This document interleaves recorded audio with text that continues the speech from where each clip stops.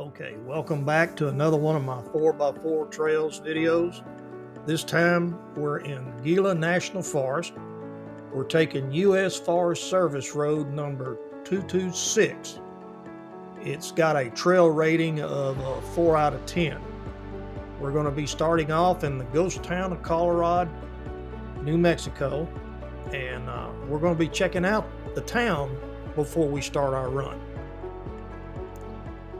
Now, the ghost town is located in the southwestern part of the state, just outside a city called Truth or Consequences, right off the expressway. I recommend staying there. Plenty of restaurants, about 3 or 4 motels, all of them top names and brands, and making them the closest options to the ghost town itself.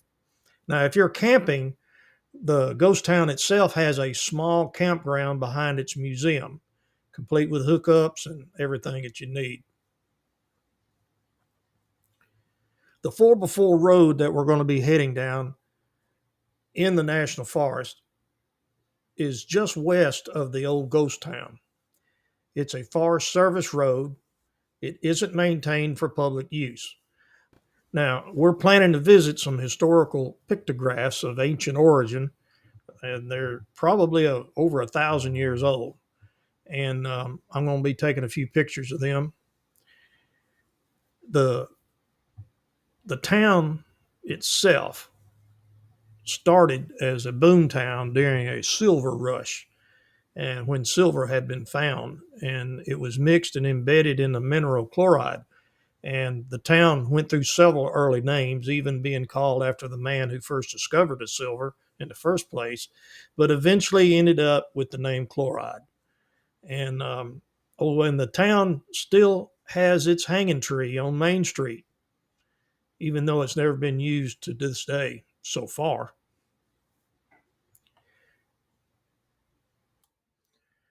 The town had a bank that never got off the ground. It was built, the checks were written, and everything was ready to open the doors, but it ran out of money during construction. Instead of leaving it vacant, the would be bank owners turned it into a saloon and they called it the bank. Today, it's been renovated into a cafe. And when I pulled in town that day, I parked beside it and used the parking lot to unhook my Jeep and get ready for the run. Across the street from where I parked is the town's museum. It used to be the Pioneer Store, the one and only store in town, and was actually the last business to close down when the town started to decline. The current owners reopened it, turned it into the museum, and they opened the building, finding to their advantage a whole lot of historical documents and records, even the city records. Some of them were left inside the old store and had been in it for years and years before they finally acquired it and opened it up and looked inside for the first time. Now, next to the museum, along its side there, is a line of mining cars used in the underground tunnels and the areas when the mines were so prolific, and along with a small locomotive. And as I sit here looking at it, I can't imagine riding through a closed up mine with my feet under the fuel tank, breathing in exhaust, and from an unventilated mine shaft.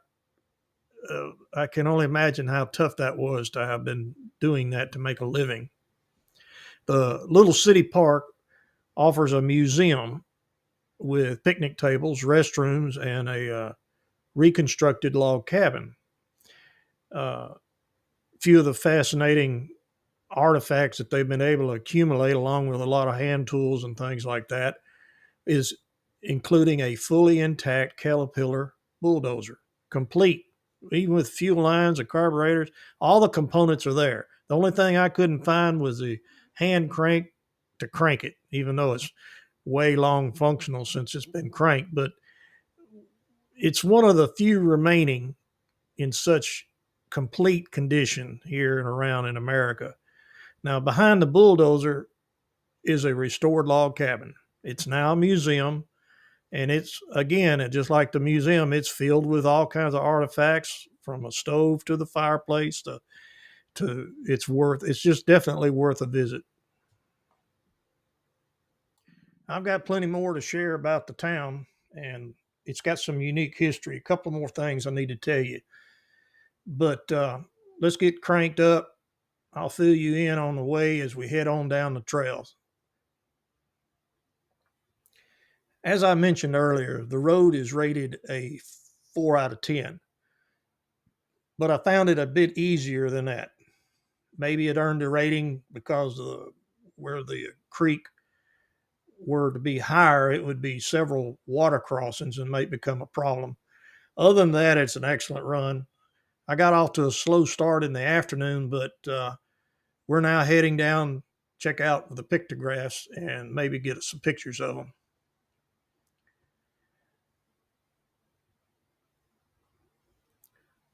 This town and the road we're traveling on right now have a very fascinating history.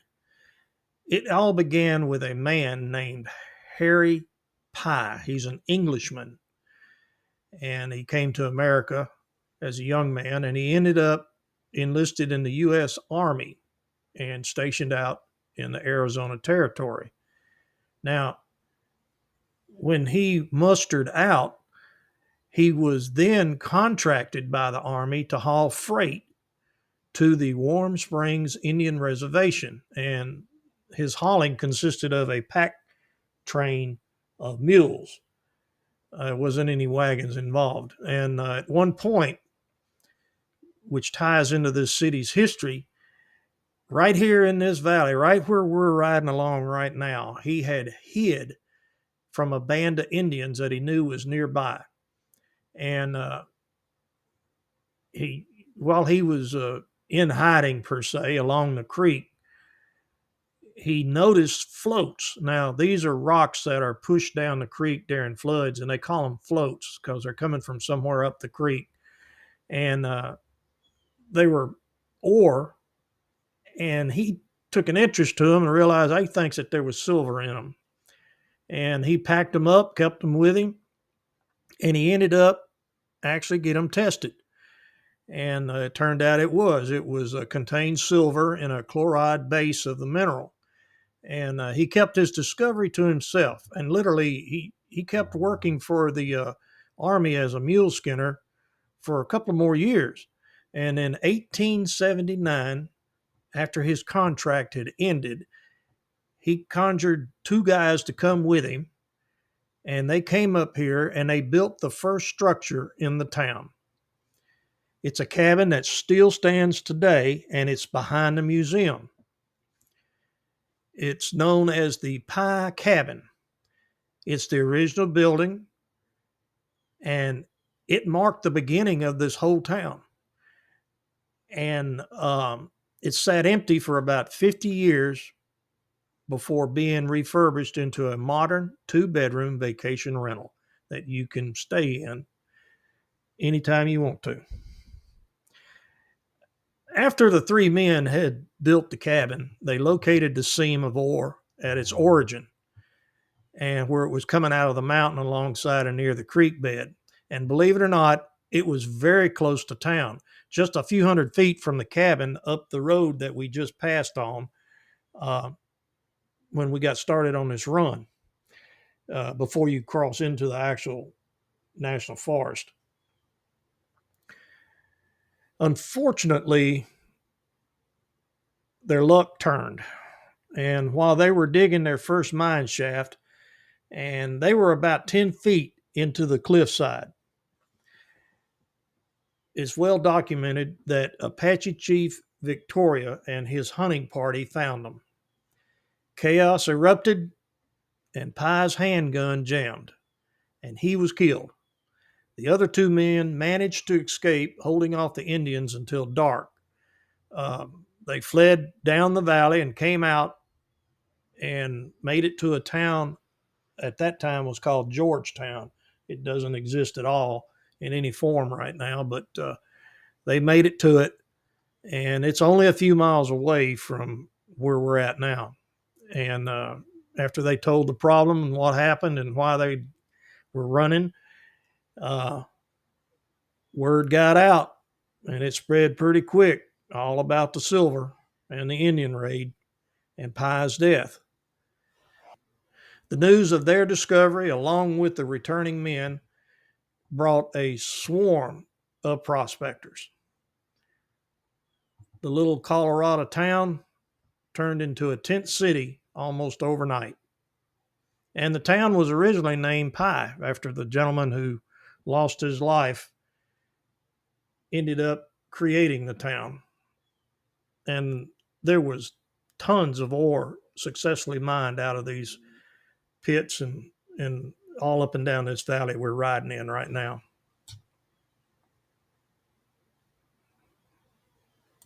When I first discovered this story, when I was investigating the history of this town and looking things up for this video, uh, I just couldn't leave it out. I have to add it to it. You remember I mentioned earlier that the town's hanging tree is still existing and it's there on the main street. And it's still there today. But it never actually was used to hang a person. Instead, it once was used to hang an effigy. They stuffed some clothes and shaped it like a man and hung it. The story behind it is a bit humorous. Back when the town was prospering and it was growing, um, and its buildings had been replaced, the tent city and per se, and it was really a town, a man arrived and almost immediately started causing trouble. He was a doctor, or he claimed to be, and the women in town began receiving letters from him, which a couple of them brought to the town leaders. Now, the town didn't have a sheriff at the time, never did. And and since there was no mayor or sheriff, the leaders reviewed the letters, the people there that kind of pretty much ran the town, the store owners, and deemed the letters to be obscene. And they all agreed he shouldn't be writing such things, and they decided to tar and feather him and to send him out of town on a rail. And and to make their point, they hung an effigy of him on the hanging tree with a sign identifying it as him. Now, all this took place all within one day. Letter reading and talking about it and them doing what they did, and word got out. And he's nowhere to be found that afternoon. And the next morning, he had gone. The man had vanished. He left town overnight, disappearing to parts unknown. Now, the tree ended up serving a purpose if it wasn't being used to hang anybody. It was used for some unfortunate souls who get drunk, disturb the peace, or they cause trouble in town. They would chain these people to the tree, literally. They spend the night on the ground with a chain around their ankle secured to the tree. Now, once they were sobered up the next day, I feel pretty sure they didn't even remember the tree part of it, but there they lay, chained up to the tree, and people would come out of the store. Well, whoever had put him up there would deemed it time to release them. They would be unchained, and in a way, it functioned as a jail, a tree jail, if you will. When I pulled up at the pictograph site, uh, these pictographs are painted, unlike pictographs that are chipped into the rock using stone tools or what have you that they did. Here they marked the minerals. Here they mixed minerals or organic materials into a paste and created a paint. I kept searching for a green, crooked rattlesnake with a forked tongue and visible rattlers, as it's shown on the plaque that's provided by the Forest Service. The plaque features enhanced photographs and of the faint images, and they're in that are nearly gone themselves, and they show them in a way that they once looked in the photograph.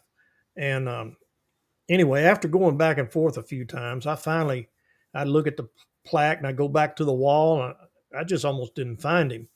But finally, I located the snake, and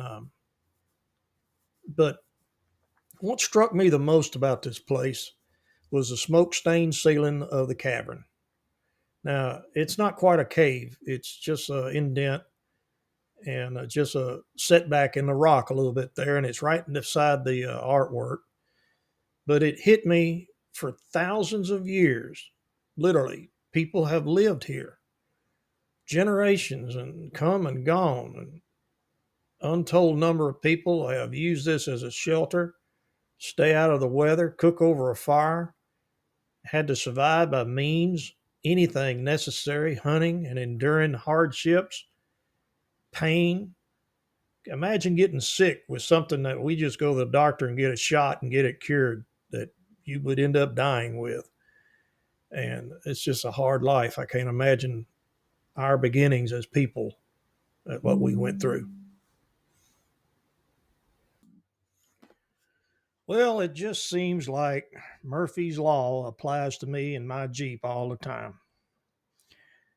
When I pulled up in here and I got stopped, uh, the Jeep was having trouble idling. I would just not idle at all and kept stalling out, and I would just keep giving it gas. I was so close to getting to here, I just decided I'm going to keep going and fix it later type of thing. And so I decided not to go any further. I turned around and headed on back to town. I figured I had plenty of time to come down this road again another day, maybe tomorrow morning.